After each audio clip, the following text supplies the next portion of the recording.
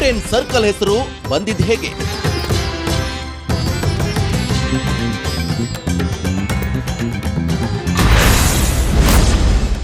British ಅಧಿಕಾರಿ ಸ್ವಾಗತ ಹೇಗಿತ್ತು ಗೊತ್ತಾ? 2 ಸರ್ಕಲ್ ಸುತ್ತಾಡಿ ಬಾಬುರಾಜೇಂದ್ರ ಸರ್ಕಲ್ಗೆ ಕಾರಂಜಿ ಬಂದಿದ್ದು ಹೇಗೆ? ಅಷ್ಟಕ್ಕೂ ಈ ಫೌಂಟೇನ್ ನಿರ್ಮಾಣವಾಗಿದ್ದು ಹೇಗೆ? ಎಲ್ಲದರ ಬಗ್ಗೆ ನಮ್ಮ ಪ್ರತಿನಿಧಿ ಶ್ರುತಿ ಖ್ಯಾತ ಇತಿಹಾಸಕಾರ ಧರ್ಮೇಂದ್ರ ರಹಸ್ಯ ಬಿಚ್ಚಿಟ್ರು. ನಮಸ್ಕಾರ ವೀಕ್ಷಕರೇ, ನೀವು ನೋಡ್ತಾ ಇದ್ದೀರಾ ರಿಪಬ್ಲಿಕ್ ಕನ್ನಡ. ನಾನು ಶ್ರುತಿ. ಮೈಸೂರು ದಸರಾ ಹಬ್ಬದ ಸಂಭ್ರಮ ಎಲ್ಲೆಡೆ ಮನೆ ಮಾಡಿದೆ. ಬಟ್ ಬಹುತೇಕರಿಗೆ ಮೈಸೂರಲ್ಲಿರುವಂತಹ ಹಲವು ಸ್ಥಳಗಳ ಬಗ್ಗೆ, ಅದರ ಇತಿಹಾಸದ ಬಗ್ಗೆ ಮಾಹಿತಿ ಇರೋದಿಲ್ಲ. ಹಾಗಾಗಿ ರಿಪಬ್ಲಿಕ್ ಕನ್ನಡ ಅಂತಹ ಇತಿಹಾಸ ತಿಳಿಸುವಂತಹ ಒಂದು ವಿಶೇಷ ಕಾರ್ಯಕ್ರಮವನ್ನು ನಿಮಗೋಸ್ಕರ ಮುಂದೆ ತಂದಿದ್ದೀವಿ. ನೋಡಿ, ಮೈಸೂರಿಗೆ ಎಂಟ್ರಿ ಆದ ತಕ್ಷಣ ನಿಮಗೆ ಬರಮಾಡ್ಕೊಳ್ಳೋದು ಅಥವಾ ಸ್ವಾಗತ ಕೋರೋದು LG ಫೌಂಟೇನ್. ಇದರ ಇತಿಹಾಸ ಏನು, ಹೇಗಿದು ಇಲ್ಲಿ ಬಂತು? ಬಹುತೇಕರು ಅನ್ಕೊಳ್ತಾರೆ KR ಸರ್ಕಲ್ ಅಲ್ಲಿ ಮೊದಲಿತ್ತಲ್ವಾ ಇದು, ಇಲ್ಲಿ ಹೇಗೆ ಬಂತು, ಇದರ ಹಿನ್ನೆಲೆ ಏನು, ಅದ್ರ ಬಗ್ಗೆ ಮಾತನಾಡೋದಕ್ಕೆ ಖ್ಯಾತ ಇತಿಹಾಸಕಾರರು ಆದಂತಹ ಧರ್ಮೇಂದ್ರ ಕುಮಾರ್ ಅವರು ನಮ್ಮ ಜೊತೆಗಿದ್ದಾರೆ. ಅವರ ವೆಲ್ಕಮ್ ಮಾಡ್ಕೊಳ್ಳೋಣ ಕಾರ್ಯಕ್ರಮಕ್ಕೆ. ಸರ್ ನಮಸ್ತೆ, ಕಾರ್ಯಕ್ರಮಕ್ಕೆ ಆತ್ಮೀಯ ಸ್ವಾಗತ. ಎಲ್ಲ ರಿಪಬ್ಲಿಕ್ ಟಿವಿ ಕನ್ನಡ ವೀಕ್ಷಕರಿಗೆ ದಸರಾ ಹಬ್ಬದ ಶುಭಾಶಯಗಳು. ಎಲ್ಲರೂ ನೋಡಿ ರಿಪಬ್ಲಿಕ್ ಟಿವಿನ ಎಂಜಾಯ್ ಮಾಡಿ. Thank you sir. LG fountain ನೀವು ಆಗ್ಲೇ ಹೇಳ್ದಂಗೆ ಮೈಸೂರಿಗೆ ಎಂಟ್ರಿ ಆದಂಗೆ ಇದೇ ಸ್ವಾಗತ ಮಾಡುತ್ತೆ. ಬಟ್ ಬಹುತೇಕರಿಗೆ ಗೊತ್ತಿಲ್ಲ. ಮೊದಲು ಕೆಲವರು ಅನ್ಕೊಳ್ಬಹುದು KR ಸರ್ಕಲ್ ಅಲ್ಲಿ ಇತ್ತಲ್ವಾ ಇದು ಅಂತ. ಬಟ್ ಮೈಸೂರಿಗೆ ಹೇಗೆ ಬಂತು, ಇಲ್ಲಿ ಹೇಗೆ ಬಂತು ಅನ್ನೋದ್ರ ಬಗ್ಗೆ ಮಾಹಿತಿ ಕೊಡೋಣ. Elgin fountain first of all ಯಾರಪ್ಪ ಎಲ್ಜಿನ್ ಅಂತಂದ್ರೆ, ಏನ್ ಎಲ್ಜಿನ್ ಅಂತಂದ್ರೆ ಲಾರ್ಡ್ ಎಲ್ಜಿನ್, ಬ್ರಿಟಿಷ್ ಅಧಿಕಾರಿ ಲಾರ್ಡ್ ಎಲ್ಜಿನ್ 1895ರಲ್ಲಿ ಮೈಸೂರಿಗೆ ಭೇಟಿ ಕೊಟ್ಟಾಗ ಅವನ ಸ್ವಾಗತಕ್ಕಾಗಿ ತಯಾರಾದಂಥ ಫೌಂಟೇನ್ ಇದು. ನೋಡಿ, ಒಬ್ಬ ಬ್ರಿಟಿಷು ಲಂಡನ್ನಿಂದ ಬಂದು ನಮ್ಮ ಮಹಾರಾಜ 10ನೇ ಚಾಮರಾಜ ಒಡೆಯರ್ ತೀರ್ಕೊಂಡಾಗ ಅವರ ಧರ್ಮಪತ್ನಿಯವರಾದಂಥ ವಾಣುವಿಲಾಸ ಸನ್ನಿಧಾನ ಮತ್ತೆ ಬಾಲಕ ನಾಲ್ವಡಿ ಕೃಷ್ಣರಾಜ ಒಡೆಯರಿಗೆ ಸಾಂತ್ವನ ಹೇಳೋದಕ್ಕೆ ಲಂಡನ್ನಿಂದ ಬರ್ತಾರೆ. ಅವ್ರು ಬರ್ತಾರಲ್ಲ ಅಂತ ಅವ್ರು ಸ್ವಾಗತ ಮಾಡೋದಕ್ಕೆ ಈ ಫೌಂಟೇನ್ ಕಟ್ಟಿದ್ದಾರೆ. ಎಲ್ಲಿರುತ್ತೆ ಇದು? KR ಸರ್ಕಲಲ್ಲಿ ಇರುತ್ತೆ. ನಮ್ಮ KR ಸರ್ಕಲಲ್ಲಿ ಇದನ್ನು ಕಟ್ಟಿ ಅವ್ರನ್ನ ಅರಮನೆಗೆ ಭವ್ಯವಾಗಿ ಸ್ವಾಗತ ಮಾಡ್ಕೊಳ್ತಾರೆ. ಅವ್ರು ಬಂದು ಸಾಂತ್ವನ ಹೇಳಿ ಹೋಗ್ತಾರೆ. ಅದಾದ್ಮೇಲೆ ಬಹಳ ವರ್ಷ ಇದು KR ಸರ್ಕಲ್ ಅಲ್ಲೇ ಇರುತ್ತೆ. ಆಮೇಲೆ ನಮ್ಮ KR ಸರ್ಕಲ್ ಅಲ್ಲಿ ಅಂದ್ರೆ ಕೃಷ್ಣರಾಜ ಒಡೆಯರ್ ಅಲ್ಲಿ ಬರ್ತಾರೆ, ನಾಲ್ವಡಿ ಕೃಷ್ಣರಾಜ ಒಡೆಯರ್ ಅಲ್ಲಿ ಬರ್ತಾರೆ, ದೈವಾಂಶ ಸಂಭೂತ ಪ್ರಭುಗಳು. ಅವ್ರದ್ದೊಂದು ಅದ್ಭುತವಾದಂಥ ಸರ್ಕಲ್ ಆಗುತ್ತೆ. ಸೊ ಅದಾದಾಗ ಇದನ್ನ ತೆಗೆದು ದಿವಾನ್ಸ್ ರೋಡ್ ಅಲ್ಲಿಡ್ತಾರೆ. ಅಲ್ಲೇ ಬಹಳ ವರ್ಷ ಇರುತ್ತೆ. ಆಮೇಲೆ ಸ್ವತಂತ್ರ ಬಂದ ಮೇಲೆ ಭಾರತದ ಮೊದಲ ರಾಷ್ಟ್ರಪತಿಯವರಾದಂಥ ಬಾಬು ರಾಜೇಂದ್ರ ಪ್ರಸಾದರು ಮೈಸೂರಿಗೆ ಭೇಟಿ ಕೊಡೋ ಕಾರ್ಯಕ್ರಮ ಬರುತ್ತೆ. ಸೊ ಮೈಸೂರಿಗೆ ಭೇಟಿ ಕೊಡ್ಬೇಕಲ್ಲ ಅಂತೇಳಿ ದಿವಾನ್ಸ್ ರೋಡಲ್ಲಿದ್ದ ಫೌಂಟೇನ್ ಅನ್ನ ತಂದು ಇಲ್ಲಿರ್ತೀವಿ ನಾವು. ಯಾಕೆಂತಂದ್ರೆ ಇದು ಬೆಂಗಳೂರಿನ ಈ ಕಡೆಯಿಂದ ಬರ್ತಾರೆ ರಾಷ್ಟ್ರಪತಿಗಳು, ಈ ಕಡೆಯಿಂದ ಬಂದಾಗ ಮೊದಲನೇದಾಗಿ ಇಂಥ ಒಂದು ಅದ್ಭುತವಾದಂಥ ಕಲಾತ್ಮಕವಾದಂಥ ಫೌಂಟೇನು ಅವ್ರನ್ನ ಸ್ವಾಗತ ಮಾಡಲಿ ಅಂತೇಳಿ ಇದನ್ನ ಸಂಪೂರ್ಣ ಡೆಕೋರೇಟ್ ಆಗಿರ್ತೀವಿ. ಇವಾಗ ಹೆಂಗೆ ದಸರಾ ಡೆಕೋರೇಟ್ ಆಗಿದೆ, ಅವತ್ತು ರಾಷ್ಟ್ರಪತಿಗಳು ಬರ್ತಾರೆ ಎಂದಾಗಲೂ ಹಿಂಗೆ ಡೆಕೋರೇಟ್ ಮಾಡಿರ್ತೀವಿ. ಇದು ಆ್ಯಕ್ಚುಲಿ ನಾವು ಫೌಂಟೇನ್ ಸರ್ಕಲ್ ಅಂದ್ಬಿಡ್ತೀವಿ. ಇದರ ಮೂಲ ಹೆಸರು ಬಾಬು ರಾಜೇಂದ್ರ ಪ್ರಸಾದ್ ಸರ್ಕಲ್. ನಾವು ರಾಷ್ಟ್ರಪತಿಗಳು ಭೇಟಿ ಕೊಟ್ಟಿದ್ದಕ್ಕೆ ನೆನಪಿಸ್ಕೊಂಡು ನಾವು ಬಾಬು ರಾಜೇಂದ್ರ ಪ್ರಸಾದ್ ಸರ್ಕಲ್ ಅಂತ ಹೆಸರಿಟ್ಟಿದ್ದೀವಿ. ಬಟ್ ನಾವು ನಮ್ಮ ಆಡುವಾಯಲ್ಲಿ ಫೌಂಟೇನ್ ಸರ್ಕಲ್ ಆಗಿದೆ. ರಾಷ್ಟ್ರಪತಿಗಳು ಬಂದು ಹೋದ್ಮೇಲೆ ಅವತ್ತಿನ ದಿವಸವರೆಗೆ ಇಲ್ಲೇ ಇದೆ. ನೀವು ಬೆಂಗಳೂರಿಂದ ಮೈಸೂರಿಗೆ ಬಂದಾಗ ನಿಮ್ಮನ್ನ ಸ್ವಾಗತ ಮಾಡುವಂತ ಐತಿಹಾಸಿಕ ಫೌಂಟೇನ್ 1895 ಮಾಡಿದ್ದು. ನೋಡಿ, ಇನ್ನೂ ಒಂದು ಚೂರು ಮುಕ್ಕಾಗದೆ ಹೇಗೆ ನಿಂತಿದೆ ಅನ್ನೋದನ್ನ ನೀವು ನೋಡಿ. ಇನ್ನೊಂದು ಸ್ವಲ್ಪ ಹೊತ್ತು ಹೋದ್ರೆ ನೀವು ಸಂಜೆ ಮೈಸೂರಿಗೆ ಬಂದ್ರೆ ಇದಕ್ಕೆ ಲೈಟ್ ಹಾಕಿ ಕಾರಂಜಿ ಬಿಟ್ಟಿರ್ತಾರೆ, ಬಹಳ ಚೆನ್ನಾಗಿ ಅದ್ಭುತವಾಗಿರುತ್ತೆ ಅಂತ ಅದನ್ನ ನೋಡೋದಕ್ಕೆ ಕಾಣುತ್ತೆ. ಎಸ್ ವೀಕ್ಷಕರೇ, ಮತ್ತೆ ಮುಂದುವರೆದು ಭಾಗ ಮೈಸೂರಿನಲ್ಲಿ ಇನ್ನೂ ಹಲವು ಸ್ಥಳಗಳ ಬಗ್ಗೆ ಮಾಹಿತಿ ಕೊಡೋ ಕೆಲಸವನ್ನ ನಿಮ್ಮ ರಿಪಬ್ಲಿಕ್ ಕನ್ನಡ ಮಾಡ್ತಾ ಹೋಗುತ್ತೆ. ನಿಮಗೆಲ್ಲ ಈ ಫೌಂಟೇನ್ ಬಗ್ಗೆ ಮಾಹಿತಿ ಕೊಟ್ಟಿದ್ದು ಇಷ್ಟ ಆಯ್ತು ಅಂತ ಭಾವಿಸ್ತೀನಿ. Thank you so much. ಒಂದು ಸ್ಥಳದ ಬಗ್ಗೆ, ಇತಿಹಾಸದ ಬಗ್ಗೆ ಮಾಹಿತಿನ ನಿಮ್ಮ ಮುಂದೆ ಇಡ್ತಾ ಇದ್ದೀವಿ. ಮೆಟ್ಟೂರು ಡ್ಯಾಂಗೆ ಮೈಸೂರಿಂದ ಕರೆಂಟ್. ಪಾರಂಪರಿಕ ಕಟ್ಟಡಕ್ಕೆ SG ಫೋರ್ಬ್ಸ್ ಹೆಸರು. ಎಸ್ ಪ್ರಿಯ ವೀಕ್ಷಕರೇ, ನಾಲ್ವಡಿ ಕೃಷ್ಣರಾಜ ಒಡೆಯರ್ ಆಧುನಿಕ ಮೈಸೂರಿನ ನಿರ್ಮಾತೃ. ಇವರ ಕೊಡುಗೆ ಒಂದಲ್ಲ, ನೂರಾರು ಪಾರಂಪರಿಕ ಕಟ್ಟಡ ಕಟ್ಟಿಸಿದ್ದಲ್ಲದೆ ಕೆಲಸ ಮಾಡಿದವರು ಯಾರೇ ಇರಲಿ ಅವರ ಹೆಸರು ಚಿರಸ್ಥಾಯಿಯಂತೆ ಮಾಡಿದವರು ನಮ್ಮ ನಾಲ್ವಡಿ ಪ್ರಭುಗಳು. ಇದಕ್ಕೆ ಮತ್ತೊಂದು example Forbes transformer station. Sir, ಒಂದು ಅದ್ಭುತವಾದ ಸ್ಥಳದಲ್ಲಿ ಇದೀವಿ ಅಂತ ಗೊತ್ತು, ಬಟ್ ಬಹುತೇಕರಿಗೆ ಈ ಸ್ಥಳದ ವಿಶೇಷತೆ ಗೊತ್ತಿಲ್ಲ. ಹೇಳಿ. ಎಲ್ಲರಿಗೂ ನಮಸ್ಕಾರ ಸ್ನೇಹಿತರೆ, ದಸರಾ ಹಬ್ಬದ ಶುಭಾಶಯ. ಫೋರ್ಬ್ಸ್ ಟ್ರಾನ್ಸ್ಫಾರ್ಮರ್ ಸ್ಟೇಷನ್ ಎಂದಿನಂತೆ ದೈವಾಂಶ ಸಂಭೂತ ರಾಜಶ್ರೀ ನಾಲ್ವಡಿ ಕೃಷ್ಣರಾಜ ಒಡೆಯರು 1928ರಲ್ಲಿ ಈ ಟ್ರಾನ್ಸ್ಫಾರ್ಮರ್ ಸ್ಟೇಷನ್ ಕಟ್ಟಿದ್ರು. ಈ 4 ವರ್ಷಕ್ಕೆ ಒಂದು ಶತಮಾನ ಆಚರಣೆ ಮಾಡ್ಕೊಳ್ಳುತ್ತೆ. ನೋಡಿ ಎಷ್ಟು ಗಟ್ಟಿಯಾಗಿ ನಿಂತಿದೆ ಅಲ್ವಾ. ಬಹಳ. ಫೋರ್ಬ್ಸ್ ಅಂದ್ರೆ ಏನು, ಅಥವಾ ಫೋರ್ಬ್ಸ್ ಅಂದ್ರೆ ಯಾರು? ಫೋರ್ಬ್ಸ್ ಅಂದ್ರೆ SG Forbes, electrical chief engineer of Mysore state. ಅವತ್ತಿಗೂ ಎಲೆಕ್ಟ್ರಿಕಲ್ ಚೀಫ್ ಇಂಜಿನಿಯರ್ ಆಗಿದ್ರು FJ ಫೋರ್ಬ್ಸ್ ಅನ್ನೋರು.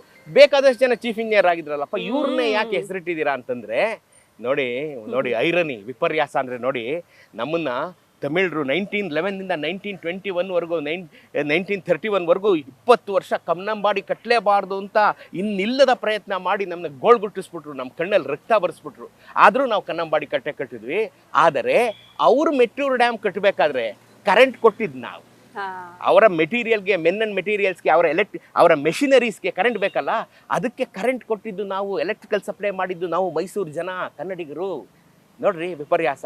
ಈ ಫೋರ್ಬ್ಸ್ ಅವಾಗ ಚೀಫ್ ಇಂಜಿನಿಯರ್ ಎಲೆಕ್ಟ್ರಿಕಲ್ ಆಗಿದ್ರು. ಶಿವನ ಸಮುದ್ರದಿಂದ ಮೆಟ್ಟೂರಿಗೆ ಕರೆಂಟ್ ಕೊಟ್ಟಿದ್ದು ನಾವು. ಜಗತ್ತಿನಲ್ಲೇ ಮೊದಲ ಬಾರಿಗೆ ಅಷ್ಟು ದೂರ ಎಲೆಕ್ಟ್ರಿಕಲ್ ಟ್ರಾನ್ಸ್ಫರ್ ಮಾಡಿದ್ದು ನಾವೇನೆ. ಅದನ್ನು ಮಾಡಿದ್ದು ಇದೇ ಫೋರ್ಬ್ಸು. ಆಗ ಇಂಗ್ಲೆಂಡು, ಅಮೇರಿಕಾ ಎಲ್ಲ ಗಮನಿಸ್ತಾ ಇದ್ರು, ಇವ್ರು ಹೇಗೆ ಇದನ್ನು ಟ್ರಾನ್ಸ್ಫರ್ ಮಾಡ್ತಾರೆ, ಎಲೆಕ್ಟ್ರಿಕಲ್ ಲಾಸ್ ಎಷ್ಟಾಗುತ್ತೆ ಅಂತ. ಯಾಕೆಂದರೆ ಫಸ್ಟ್ ಇನ್ ದ ವರ್ಲ್ಡ್ ಆ ಪ್ರಯೋಗ ಆಗಿದ್ದೇ ಮೊದಲು ಜಗತ್ತಿನಲ್ಲಿ. ನಾವು ಅದನ್ನು ಮಾಡಿದ್ದು ಶಿವನ ಸಮುದ್ರದಿಂದ ಮೆಟ್ಟೂರು ತನಕ ಎಲೆಕ್ಟ್ರಿಫಿಕೇಷನ್ ನಾವು ಸಪ್ಲೈ ಮಾಡಿ, ಅವ್ರ ಮೆಷಿನ್ರಿಗಳಿಗೆಲ್ಲ ಸಹಾಯ ಮಾಡಿ, ಅವ್ರು ಮೆಟ್ಟೂರು ಡ್ಯಾಮನ್ನು ಕಟ್ಸ್ಕೊಳ್ಳೋದಕ್ಕೆ ಸಹಾಯ ಮಾಡಿದ್ದು ನಾವು. ನೋಡಿ, ನಾವು ಕನ್ನಂಬಾಡಿ ಕಟ್ಟುವಾಗ ಅವ್ರು ಅಷ್ಟು ತರಲೆ ಮಾಡಿದ್ರು ನಾವು ಅದನ್ನೆಲ್ಲ ಹೊಟ್ಟೆಗೆ ಹಾಕೊಂಡು ಕನ್ನಡಿಗರು ಅವ್ರು ಮೆಟ್ಟೂರು ಡ್ಯಾಮ್ ಕಟ್ಟೋದಕ್ಕೆ ಸಹಾಯ ಮಾಡಿದ್ವಿ. ಇದು ಸುವರ್ಣಾಕ್ಷರಗಳಲ್ಲಿ ಬರೆಯಬೇಕಾದಂಥ ವಿಚಾರ. ಅದನ್ನು ಮಾಡಿದಂಥ ಪುಣ್ಯಾತ್ಮ ಇದೇ SG ಫೋರ್ಬ್ಸು. ಮಹಾರಾಜರು ಇವನ ಕಾರ್ಯವನ್ನು ಗಮನಿಸಿ ಈ ಸ್ಟೇಷನ್ಗೆ ಅವರ ಹೆಸರು ಇಟ್ಬಿಡ್ತಾರೆ. ಮಹಾರಾಜರು ಅದಕ್ಕೆ ಕಣ್ರಿ ಕೊಡುಗೈ ದಾನಿ ದೈವಾಂಶ ಸಂಭೂತ ನಾಲ್ವಡಿ ಕೃಷ್ಣರಾಜ ಒಡೆಯರು ಅಂತ ನಾನು ಯಾಕೆ ಹೇಳ್ತೀನಿ ಅಂದರೆ, ಯಾರು ಚೆನ್ನಾಗಿ ಕೆಲಸ ಮಾಡ್ತಾರಪ್ಪ ನಿನ್ನ ಹೆಸರೇ ಶಾಶ್ವತವಾಗಿರಲಿ ಕಣಯ್ಯ ಅಂತ ಅಂಥ ಒಂದು ಉದಾರತೆಯನ್ನು ತೋರಿಸಿದಂಥವ್ರು ನಾಲ್ವಡಿ ಕೃಷ್ಣರಾಜ ಒಡೆಯರು. ಫೋರ್ಬ್ಸ್ ಟ್ರಾನ್ಸ್ಫಾರ್ಮರ್ ಸ್ಟೇಷನ್ ಅಂತ ಅವ್ರಿಗೆ ಹೇಳ್ತಾರೆ. ಇದು ನಮ್ಮ ನೀವು ಬೆಂಗಳೂರಿನ ಬಂದರೆ ಪೈಲಟ್ ಸರ್ಕಲ್ಲು, ಲೆಫ್ಟ್ ತಗೊಂಡ್ರೆ ಮೊದಲನೇ ಬಿಲ್ಡಿಂಗ್ಗೆ, ಮೊದಲನೇ ಪಾರಂಪರಿಕ ಕಟ್ಟಡನೇ ಫೋರ್ಬ್ಸ್ ಸ್ಟೇಷನ್ನು. ನೀವು ಸ್ಪೀಡಲ್ಲಿ ನಿಮ್ಮ ಮನೆಗೆ ಹೊಟ್ಟೋಗ್ಬೇಡಿ, ಸ್ವಲ್ಪ ಸ್ಲೋ ಮಾಡಿ ಎಡಗಡೆ ತಿರುಗಿ ನೋಡಿದ್ರೆ ಈ ಅದ್ಭುತವಾದಂಥ ಕಟ್ಟಡ ಕಾಣುತ್ತೆ. ನಿಮ್ಮ 5 ನಿಮಿಷ ನಿಮ್ಮ ಜೀವನದಲ್ಲಿ ಎತ್ತಿಟ್ಟು ಒಳಗಡೆ ಬಂದು ಗಾಡಿ ಸೈಡ್ಗೆ ಹಾಕಿ ಈ ಫೋರ್ಬ್ಸ್ ಸ್ಟೇಷನ್ ಮುಂದೆ ನಿಂತ್ಕೊಳ್ಳಿ. ಕನ್ನಡಿಗರಾಗಿದ್ದಕ್ಕೆ ಹೆಮ್ಮೆ ಪಡಿ. ಇಂಥ ಎಲೆಕ್ಟ್ರಿಕಲ್ ಇಂಜಿನಿಯರ್ ನಮ್ಮಲ್ಲಿ ಕೆಲಸ ಮಾಡ್ದ, ಇಂಥ ನಾಲ್ವಡಿ ಕೃಷ್ಣರಾಜ ಒಡೆಯರ್ ಇಂಥ ಅದ್ಭುತವಾದಂಥ ಕಟ್ಟಡ ಕಟ್ಟಿಕೊಟ್ಟಿದ್ದಾರೆ. 100 ವರ್ಷ ಆದರೂ ಇನ್ನೂ ಹಾಗೆ ನಿಂತಿದೆ. ನಾವು ಯಾವತ್ತು ಈ ಥರ ಕೆಲಸ ಮಾಡೋದು? ಒಂದಿನ ನಾವು ಈ ಥರ ಕೆಲಸ ಮಾಡಬೇಕು. ನಮ್ಮ ತನು ಮನ ಧನಗಳನ್ನು, ಶ್ರದ್ಧೆ ಭಕ್ತಿಯನ್ನು ಹಾಕಿ ಕೆಲಸದಲ್ಲಿ ಕೆಲಸ ಮಾಡಿದ್ರೆ ಇಂಥ ಬಿಲ್ಡಿಂಗ್ಗಳು ಬರ್ತವೆ, ಇಂಥ ಕೆಲಸಗಳು ಬರ್ತವೆ. 100 ವರ್ಷ ಆದರೂ ನಾವು ಮಹಾರಾಜನ ಇನ್ನು ಯಾಕೆ ನೆನೆಸ್ತಾ ಇದ್ದೀವಿ? ಇಂಥ ಕಟ್ಟಡಗಳಿಂದ ಅಲ್ವಾ? ಫೋರ್ಬ್ಸನ್ನು ನಾವು ಯಾಕೆ ನೆನೆಸ್ತಾ ಇದ್ದೀವಿ? ಅಂಥ ಅಪಾರವಾದಂಥ ಕಾರ್ಯವನ್ನು ಮಾಡ್ದ. ಜಗತ್ತಿನಲ್ಲಿ ನಮ್ಮ ಹೆಸರನ್ನು ಚಿರಸ್ಥಾಯಿಯಾಗಿ ಬರೆದುಬಿಟ್ಟ.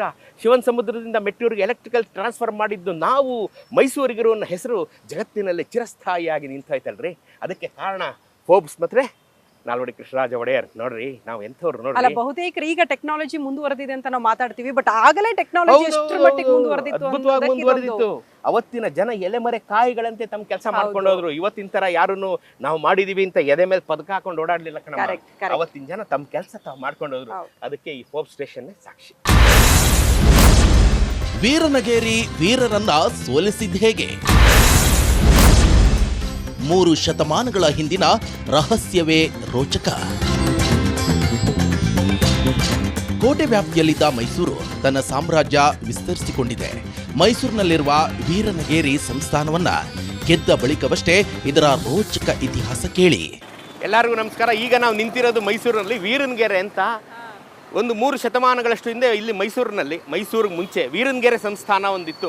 ಅದರ ಹೆಸರೇ ವೀರನಗೆರೆ ಹೇಳುವಂತೆ 100 ವೀರಾದಿ ವೀರರು, ಶೂರಾದಿ ಶೂರರು ಇದ್ದಂಥ ಊರು ವೀರನಗೆರೆ. ಆ ವೀರನಗೆರೆ ಮೇಲೆ 1610ರಲ್ಲಿ ಮೈಸೂರು ಮತ್ತು ವೀರನಗೆರೆ ಮೇಲೆ ಒಂದು ಯುದ್ಧ ಆಗುತ್ತೆ. ಅಂದರೆ ಈಗ ಇದೇನು ಮೈಸೂರಿಗೆ ಸೇರ್ಕೊಂಡ್ಬಿಟ್ಟಿದೆಯಲ್ಲ ಅಂತ ಅಂದ್ಕೊಂಡಿರ್ಬೋದು ನೀವು. ಇಲ್ಲಿಂದ ಚರ್ಚ್ವರ್ಗೆ ಏನಿತ್ತಲ್ಲ ಅದು ವೀರನಗೆರೆ ಸಂಸ್ಥಾನ ಅಂತ ಒಂದು ಪುಟ್ಟ ಸಂಸ್ಥಾನ ಇತ್ತು. ಮೈಸೂರನ್ನ ಆಗ ನಾವು ಪುರಗೆರೆ ಕೋಟೆ ಅಂತ ಕರಿತಾ ಇದ್ವು. ಮೈಸೂರು ಕೋಟೆ ಒಳಗಡೆ ಏನಿದೆ ಅಷ್ಟೇ ಮೈಸೂರು ಇದ್ದಿದ್ದಾಗ. ಅಲ್ಲೇ ಒಂದು 3000 ಜನ ಇದ್ದರು. ಸೊ ಆ ಪುರಗೆರೆ ಕೋಟೆ, ಮೈಸೂರಿಗೆ ಮತ್ತು ಈ ವೀರನಗೆರೆಗೆ ಒಂದು ಯುದ್ಧ ಆಗುತ್ತೆ. ಆ ಯುದ್ಧದಲ್ಲಿ ಆಗ ರಾಜ ಒಡೆಯರು ಈ ವೀರನಗೆರೆಯನ್ನು ಗೆದ್ಕೋತಾರೆ. ಆಗ 100 ಜನ ಹುತಾತ್ಮರಾಗ್ತಾರೆ ಈ ವೀರನಗೆರೆಯಲ್ಲಿ. ಆ ಹುತಾತ್ಮರಾದಂಥ ಅವರ ವೀರಗಲ್ಲುಗಳನ್ನು ಇಲ್ಲಿನ ದೇವಸ್ಥಾನದಲ್ಲಿ ಇಟ್ಟಿದ್ದಾರೆ, ಇವತ್ತಿಗೂ ಇಟ್ಟಿದ್ದಾರೆ. ಸೊ 100 ವೀರಗಲ್ಲುಗಳು ಇಲ್ಲಿನ ಯುದ್ಧ ನಡೆದಕ್ಕೆ ಸಾಕ್ಷಿಯಾಗಿದೆ. ಅದಾದಮೇಲೆ ಮೈಸೂರನ್ನ ಇಲ್ಲಿವರೆಗೆ ಎಕ್ಸ್ಟೆಂಡ್ ಮಾಡ್ಕೋತಾರೆ ಅವರು ಮಹಾರಾಜರು. ಇದು ಅಧಿಕೃತವಾಗಿ ನೀವು ಮೈಸೂರು ಎಂಟ್ರಿ ಅಂತ ಹೇಳ್ಬೋದು. ಈಗ ನೀವು ನೋಡ್ಬೋದು ಇದನ್ನು 2 ಬುರುಜು ಏನಿದೆ, ಆ 2 ಬುರುಜುಗಳು ನೀವು ಮೈಸೂರಿಗೆ ಅಧಿಕೃತವಾಗಿ ಪುರಾತನ ಎಂಟ್ರಿ ಅಂತೇನಿದೆ ಇಲ್ಲೇ ಇತ್ತು. ಇದಾದ ನಂತರ ಅವರು ಶ್ರೀರಂಗಪಟ್ಟಣವನ್ನು ಗೆಲ್ತಾರೆ ರಾಜ ಒಡೆಯರು. ಆಮೇಲೆ ಶ್ರೀರಂಗಪಟ್ಟಣಕ್ಕೆ ಅವರು ರಾಜಧಾನಿಯನ್ನು ಶಿಫ್ಟ್ ಮಾಡ್ಕೋತಾರೆ. ಇತಿಹಾಸ ಅಲ್ಲಿ ಬೆಳೀತಾ ಹೋಗುತ್ತೆ ಶ್ರೀರಂಗಪಟ್ಟಣದಲ್ಲಿ. ಅದಕ್ಕೂ ಮುಂಚೆ ಗೆದ್ದಂಥ ಒಂದು ಊರು ಈ ವೀರನಗೆರೆ. ಈ ವೀರನಗೆರೆ 2 ಫೇಮಸ್ ವೀಕ್ಷಕರೇ. ಒಂದು ವೀರನಗೆರೆಯಲ್ಲಿದ್ದಂಥ ವೀರರಿಗೆ, ಭಾಳ ದೊಡ್ಡ ವೀರರು, ಅದಕ್ಕಾಗಿ ಅದು ವೀರನಗೆರೆ ಅಂತಾರೆ. ಇನ್ನೊಂದು ವೀರನಗೆರೆ ಬದನೆಕಾಯಿ. ನಮ್ಮ ಮೈಸೂರು ಕಡೆಯವ್ರಿಗೆಲ್ಲ ಗೊತ್ತು ವೀರನಗೆರೆ ಬದನೆಕಾಯಿ ಅಂದರೆ ಭಾಳ ಫೇಮಸ್. ಎಲ್ಲರ ಬಾಯಲ್ಲೂ ನೀರು ಬಂದ್ಬಿಡ್ಬೇಕು ಅದನ್ನು ನೆನೆಸ್ಕೊಂಡೇನೆ, ಅಷ್ಟು ಫೇಮಸ್ ವೀರನಗೆರೆ ಬದನೆಕಾಯಿ. ನೀವು ನೆಕ್ಸ್ಟ್ ಟೈಮ್ ಬಂದಾಗ ವೀರನಗೆರೆ ಬದನೆಕಾಯಿ ಟೇಸ್ಟ್ ಮಾಡಬೇಕು. ಮತ್ತು ವೀರನಗೆರೆಯಲ್ಲಿದ್ದಂಥ ಈ ವೀರಗಲ್ಲುಗಳನ್ನು ನೀವು ನೋಡಬೇಕು. ಖಂಡಿತ ಆ ಶಾಸನಗಳಿದೆ ಅಂತ ತಾವು ಹೇಳ್ತಾ ನೋಡ್ಬೇಕು, ಅದು ಎಲ್ಲ ವೀರಗಳು ಇದೆ ಇಲ್ಲಿ. ಅದ್ರ ಕತೆ ಹೇಳುತ್ತೆ, ಇಲ್ಲಿ ಯುದ್ಧ ನಡೆದ ಕಥೆಯನ್ನ ಹೇಳುತ್ತೆ. ಆ ಕತೆಗೆ ಕುರುಹಾಗಿ ಇವೆರಡು ಬುರುಜುಗಳು ಇವತ್ತು ನಮ್ಗೆ ಇತಿಹಾಸ ಹೇಳ್ತಾ ನಿಂತಿವೆ ಇದನ್ನ. ಸೊ ಇದನ್ನ ಎಕ್ಸ್ಟೆಂಡ್ ಮಾಡ್ಕೊಂಡು ಇಲ್ಲಿಂದ ಅಧಿಕೃತವಾಗಿ ಮೈಸೂರಿಗೆ ಅಧಿಕೃತವಾಗಿ ಮೈಸೂರಿಗೆ ಎಂಟ್ರಿ ಆಗ್ತಾ ಇದ್ದೀವಿ. ಮೈಸೂರು ರಾಜರು ವೀರನಗೆರೆ ಗೆದ್ದಂತಹ ಕಥೆಯನ್ನ ಹೇಳಿದ್ರು, ಜೊತೆಗೆ ಅಲ್ಲಿನ ಬದನೆಕಾಯಿ ಎಷ್ಟು ಫೇಮಸ್ ಅನ್ನೋದ್ರ ಬಗ್ಗೆ ಕೂಡ ಹೇಳ್ತಾ ಇದ್ರು. ಖಂಡಿತ ನೀವು ಬಂದ್ರೆ ಅದ್ರ ಬಗ್ಗೆ ಮಾಹಿತಿ ಪಡ್ಕೊಳ್ಳಿ, ಈ ಸ್ಥಳಕ್ಕೆ ಒಂದ್ಸಾರಿ ವಿಸಿಟ್ ಮಾಡಿ ಹೋಗಿ ಅಂತ ಹೇಳ್ತೀನಿ. Thank you so much sir. ನಮಸ್ಕಾರ. ಕೇಳಿದ್ರಲ್ವಾ ಪ್ರಿಯ ವೀಕ್ಷಕರೇ, ಮೈಸೂರಿನ ಪ್ರತಿಯೊಂದು ಜಾಗಕ್ಕೂ ತನ್ನದೇ ಆದ ಚರಿತ್ರೆ ಇದೆ. ಮುಂದಿನ ಎಪಿಸೋಡ್ನಲ್ಲಿ ಮೈಸೂರಿನ ಮತ್ತೊಂದು ಸ್ಥಳದ ಮಾಹಿತಿ ಕೊಡ್ತೇವೆ. ಅಲ್ಲಿಯವರೆಗೂ ನೋಡ್ತಾ ಇರಿ ರಿಪಬ್ಲಿಕ್ ಕನ್ನಡ, ಇದು ನಿಮ್ಮ ಧ್ವನಿ.